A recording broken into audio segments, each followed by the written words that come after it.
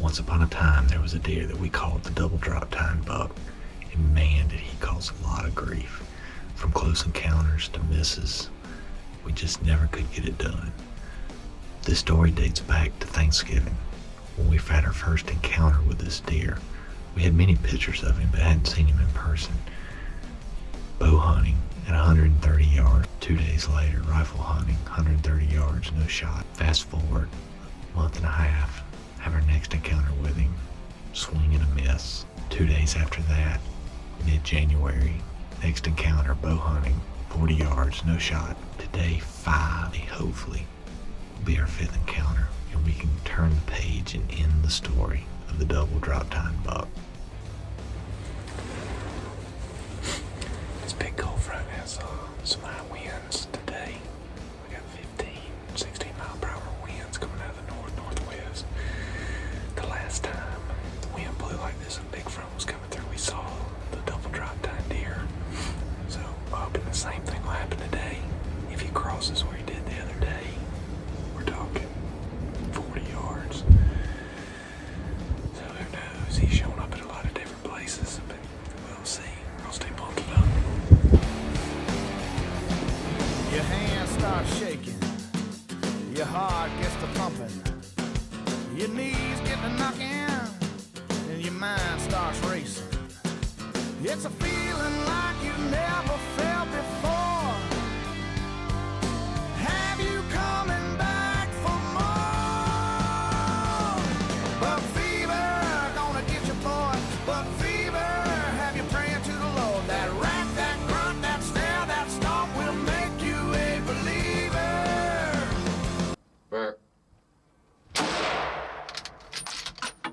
And buck fever, ha.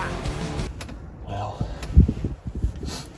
we got a good hit on him. He turned and ran back out the way that he came from, so I'm pumped.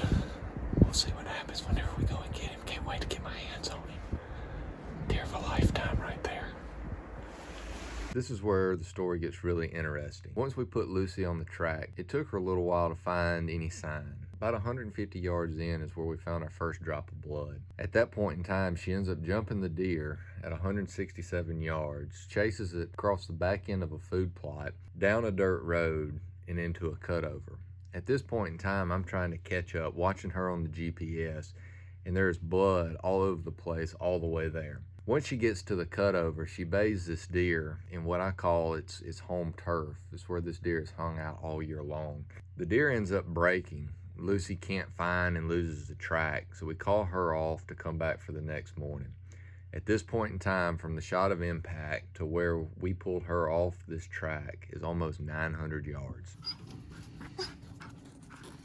So last night after we put Lucy on the track, the deer ended up running from us, still alive, bleeding pretty good, and we pulled Lucy off of him. So we wouldn't have a wild goose chase throughout the night, and we're back this morning. Hopefully we can find it. Blood picked up a little bit. Deer's went a little over 700 yards so far. So we'll pick back up where we left off last night and see what Miss Lucy can do. Come on, Lucy. Just a disclaimer, before we started on this morning's track, we were able to secure permission from the adjoining landowners so we could legally get on their property and look for this deer. Once we put Lucy on the track, she was able to pick back up on it from the night before. There's still good blood sign everywhere. This deer ends up making a left-hand turn and going about 300 yards before we jump it again for the very first time on this track. At that point in time, this deer is trying to elude this dog and keeps running circles out in the cutover. During this point in time, we end up jumping the deer 2 more times, and then he gets away. We start combing the cutover once again and end up picking up on the track, and the deer leaves the cutover and heads down into a swamp, where we jumped the deer for the 3rd time over the last about 3.5 hours. So as you can tell, this deer has gone a pretty long ways. We back out, circle around, trying to find where this deer may have gone. We end up tracking it back down into the swamp again, and Lucy jumps the deer for a 4th time. As you can tell, we've gone almost a mile in this track from just this morning alone. We decided to pull out and get reinforcement. Once we were able to put these dogs on the track, hopefully the third and final time, we went back to the area where Lucy last lost this buck. It took us a little while to get back on the track, but we ended up jumping the deer again, getting another shot on the deer, and the dogs were able to trail it roughly about another 250 yards down this creek.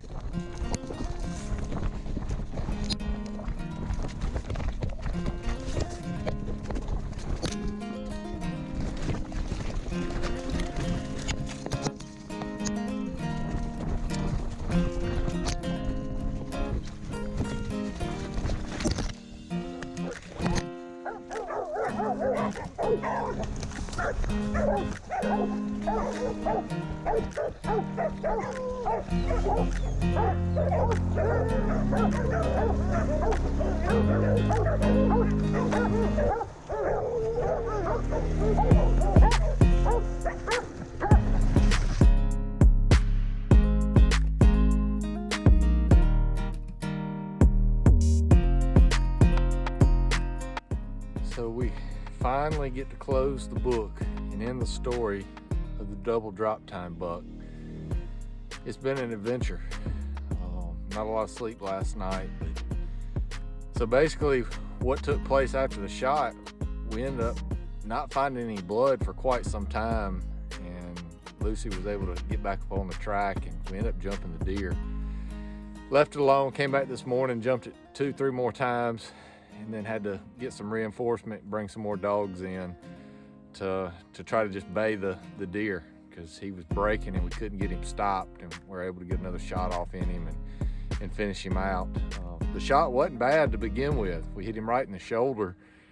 He was able to wait a little bit and it ended up coming out his neck. And, you know, just the will of these deer to survive is unmatched. But he is a brute for sure. He's blind in his right eye. He was shot last year by one of the neighbors, and he lived. So he was a tough old brute. I'm very blessed to have him and call him mine now.